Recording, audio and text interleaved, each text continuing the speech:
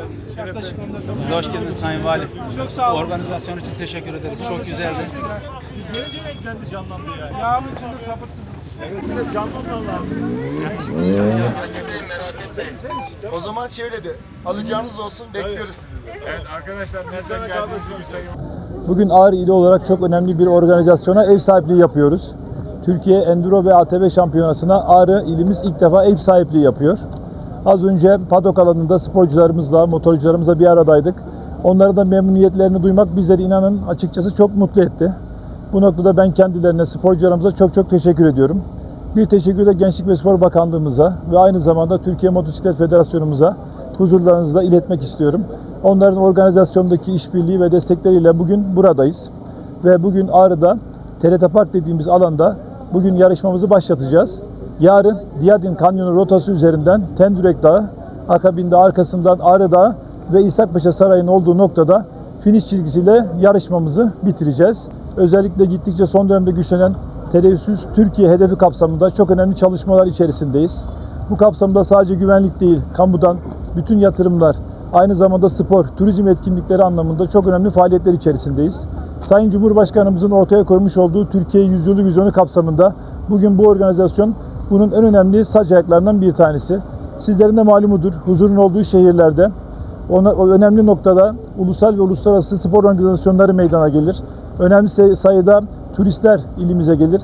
Biz bu noktada Ağrı ilimizin gerek ulusal gerekse uluslararası alanda birçok önemli spor organizasyonuna ev sahipliği yapacağına canı gönülden inanıyoruz.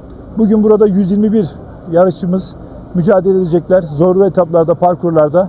Yarın da sözünü etmiş olduğum üzere Diyadin ve Doğu Beyazıt hattında yine mücadeleleri devam edecek.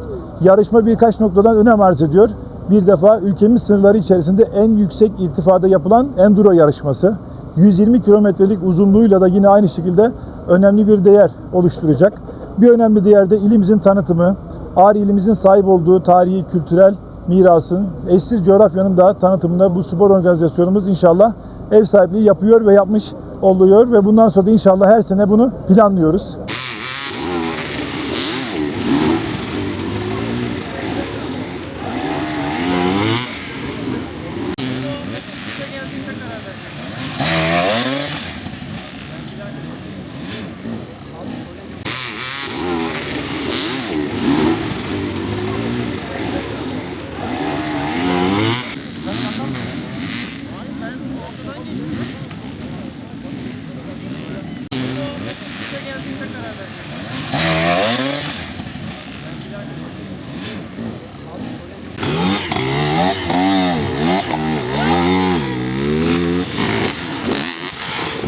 Yani güzel şehrimiz Ağrı'ya böyle bir yarışma geldiği için çok mutluyuz.